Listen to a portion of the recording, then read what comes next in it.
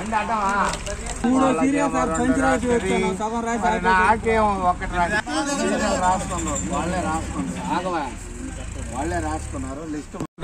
యథేచ్ఛగా వాళ్ళు ఇష్ట ప్రకారం చేస్తున్నారు.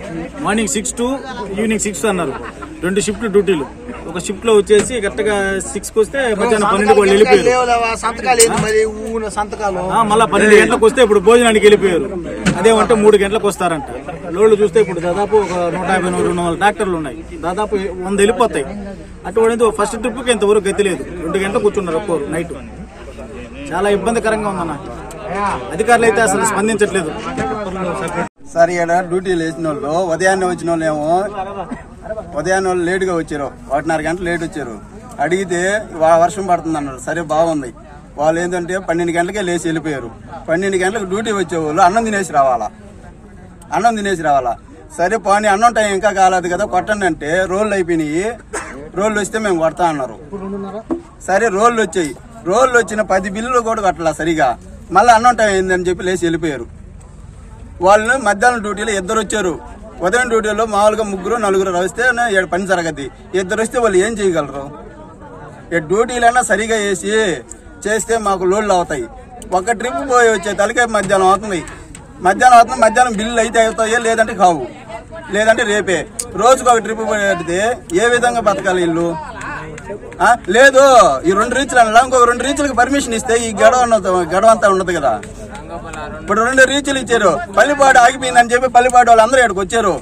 ఇప్పుడు ఇక్కడ ఉండాలో మేము డైలీ ఇక్కడే మేము మా బళ్ళు తిరిగేది. సరే ఈ బళ్ళు ఎక్కువైపోయినాయి అని చెప్పేసి సరే ఒక ట్రిప్ వేసాం కదా. సరే 2వ ట్రిప్ మధ్యాహ్నం నుంచి అన్నం తినేసి ఒక ట్రిప్ కొట్టమంటే వాళ్ళు లేచి అన్నం టైం అయిందని చెప్పి మేము కొట్టలేమని చెప్పేసి వెళ్ళిపోయారు. మా ఇద్దరు వాళ్ళ పని కాదు అని చెప్పి వెళ్ళిపోయినారు. ఇప్పుడు వాళ్ళు బిల్లు కొడతారా కొట్టరా అనేది ఎవరికీ తెలియదు.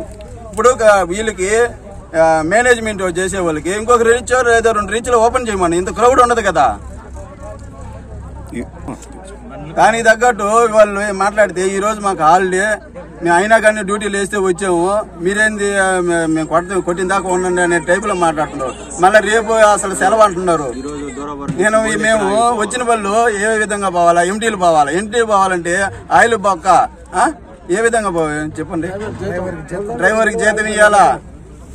వాడికి ట్రిపుల్ వేసినా వేగిపోయినా కానీ వాడికి జీతం ఇవ్వాల్సిందే. బండి తీసుకొని వచ్చినోడు వేయాల్సిందే. ఇంకోటి దానికి తోడు మా లోకల్ వాళ్ళకి కనీసం ఇక్కడ మేము బతుకుతున్నాం, దీన్నే నమ్ముకొని బతుకుతున్నాం. కనీసం మా లోకల్ వాళ్ళకి ఏది ప్రిఫరెన్స్ ఒక ట్రిప్ అయినా ఇవ్వటం లేవాళ్ళు.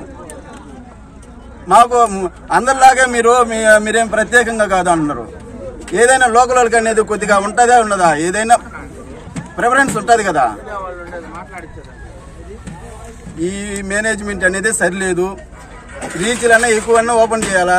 లేదనుకుంటే ఇది స్టాఫ్ ని పెంచి టాటర్లకు ఒక కౌంటరు, టిప్పర్లకు ఒక కౌంటర్ ఇస్తే సమస్య క్లియర్ అయిపోద్ది. కాదు అదేమంటే ఒక ట్రిప్ వేస్తే ఒక ట్రిప్ చాలు పోండి అంటున్నారు. ఇంకా ఒక ట్రిప్ వేసుకొని ఇంటికాడ పెట్టుకుని అంటే ఒక ట్రిప్ లో డ్రైవర్ ఏం బతకాలా, ఓనర్ ఏం బతకాలా, ఆయిల్ ఎంత అవుతుంది, దానికి ఫైనాన్స్ రోజుకి ఎంత పడుతుంది, ఏం లే ఒక ట్రిప్ వేస్తే సరిపోద్దా?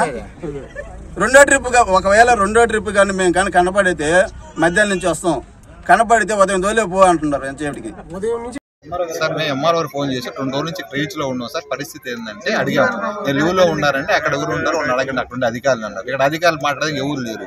పోలీసులు ఫోన్ చేస్తే రెవెన్యూలో మేము చెప్తున్నారు. రెవెన్యూలో అడిగితే మేము కాదు అక్కడ ఇంకో బ్యాచ్ ఉన్నారు. ఇక్కడికి వచ్చి ఏ బ్యాచ్ లేదు. 2-3 రోజుల నుంచి ఇక్కడే అన్నం లేకుండా నీళ్ళు లేకుండా ఇక్కడ అడిగేదానికి ఎవరు లేరు. ఇక్కడ అట్లా ఉన్న పరిస్థితి అంటే వచ్చారు పోయారు తప్పగా ఇక్కడ పని చేయాలనే ఉద్యమం లేదు. ఇక్కడ కరెక్ట్ ఒక పోలీసులు కాదు, మొత్తం యంత్రాంగం వచ్చి ఇక్కడ సిస్టమ్ పెట్టి సిస్టమ్ ప్రకారం నడిపించాలి.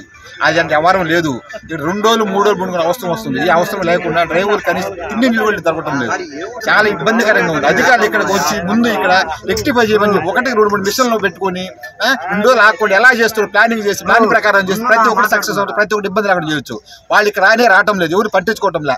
అది ముందు అధికారులు ఇక్కడ రావాలి, దానికి ఏం చేయాలి నిర్ణయించుకోవాలి. ఒక్క మిషన్ 100 మంది సమాధానం చెప్పలేరు. ఒక మనిషి 2 స్టాఫ్లు పెట్టి 2 మిషన్లు పెట్టి సక్సెస్ చేస్తే త్వరగా అయిపోతారు. లేదంటే ఇక నెలైన 3 నెలలు ఎట్లా ఉంటుంది పరిస్థితి.